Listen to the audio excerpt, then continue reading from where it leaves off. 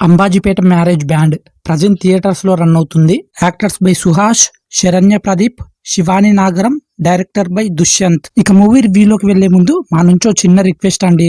Movie review అయితే చూస్తున్నారు కానీ సబ్స్క్రైబ్ చేసుకోవట్లేదు, ప్లీజ్ సబ్స్క్రైబ్ చేసుకోండి.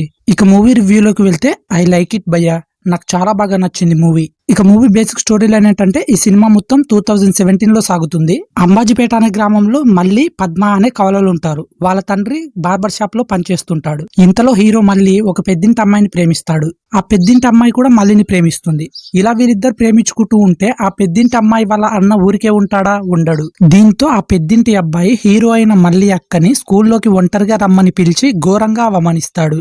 ఈ విషయం హీరో అయిన మల్లికి తెలిసిన తర్వాత ఏం జరిగింది, అసలు పెద్దింటి కుర్రాడు పద్మని ఏ రకంగా అవమానించాడు, పోలీస్ స్టేషన్ కి వెళ్లిన పద్మకు న్యాయం జరిగిందా లేదా, న్యాయం కోసం పద్మ ఏం చేసింది, మల్లికి పెద్దింటి కుర్రాడు అసలు ఎందుకు గుండు గీశాడు, అక్క కోసం హీరో మల్లి చేసిన పోరాటం ఏంటి, ఒకవైపు అక్క మరోవైపు మల్లి లవ్ ని ఎలా దక్కించుకున్నాడు అనేది మిగతా స్టోరీ కథ అన్నమాట.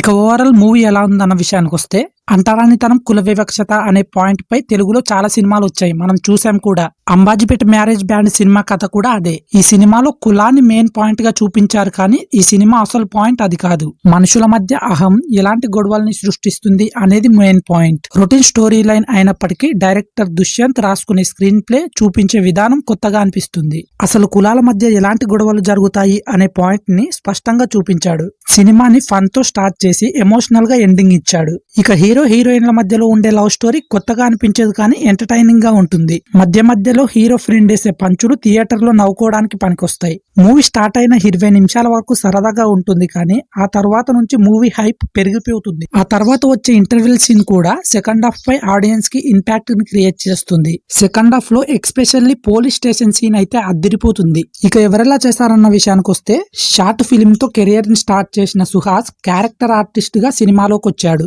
ఆ తర్వాత డిఫరెంట్ స్టోరీ లైన్ తో హీరోగా తనకంటూ ఒక పేరుని తెచ్చుకున్నాడు. సుహాస్ యాక్టింగ్ చేసిన సినిమా ఏదైనా చూడండి క్యారెక్టర్ లో ఇన్వాల్వ్ అయిపోతాడు. అంబాజీపేట మ్యారేజ్ బ్యాండ్ లో కూడా అదే జరిగింది. హీరో మల్లిగాడు అనే క్యారెక్టర్ రోల్ లో సుహాస్ మాత్రం ఇరగదీశాడు భయ్య.